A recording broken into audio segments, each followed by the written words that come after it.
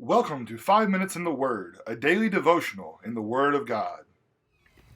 Logan, everybody goes through times, at least if they live long enough, where they feel like everything's against me, it's all going bad, I don't know what I'm going to do. It kind of sounds like that's what the singer of Israel's going through a little bit of here in Psalm chapter 11 when he says, "In the Lord I put my trust. How can you say to my soul, flee as a bird to your mountain? For look, the wicked bend their bow. They make ready their arrow on the string, that they may shoot secretly at the upright in heart. If the foundations are destroyed, what can the righteous do? The Lord is in his holy temple. The Lord's throne is in heaven. His eyes behold, his eyelids test the sons of men. The Lord tests the righteous, but the wicked and the one who loves violence his soul hates. Upon the wicked he will rain coals, fire and brimstone, and a burning wind shall be the portion of their cup. For the Lord is righteous. He loves righteousness. His countenance beholds the upright." So, for troubled people, what do you get out of this thing? Really, verse 1 is a huge theme of the chapter itself, because you can tie in 1 Peter chapter 5 and verse 7 in with this, in that God is the sole place of refuge when we're in amid trials. And it seems as if you go down just a little further, or in reality, just verses 1 through 3, it's like David is writing to his friends who kind of mean well, because his friends are saying, "David, you're in such hard times, why don't you just run away from your problems?" Because it says literally, flee like a bird to your mountain, just kind of like running away from your problems.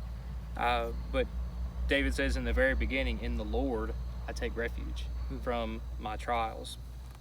And then continuing on, verses 4 through 7, it really, in reality, the chapter is more or less broken into halves. So the first half is kind of like your flight, and then the second part is more faith instead of fight. But it's more of a faith base. Verse 4, "And the Lord is in his holy temple. The Lord's throne is in heaven. His eyes see, his eyelids test the children of man." So now what this is talking about is that God sees what's going on. He acknowledges what's going on in our lives. He's aware of the trials. And those who are righteous, like we talked about a couple weeks ago in Psalm chapter 7, he's going to try the righteous. However, the wicked or the people who love violence mentioned here, they're going to be dealt with a little bit more severely. Okay. And then finally, verse 7. Verse 7 is probably the best ending that could ever be written here. "For the Lord is righteous. He loves righteous deeds. The upright shall behold his face." If we can look also in 1 Peter, specifically chapter 1, verses 15 and 16, and get the idea that we are to be holy because Christ is holy. The Christian has faith in Jesus and is counted as righteous, but only when we have these righteous deeds, and especially when we are washed in the blood of Christ through baptism.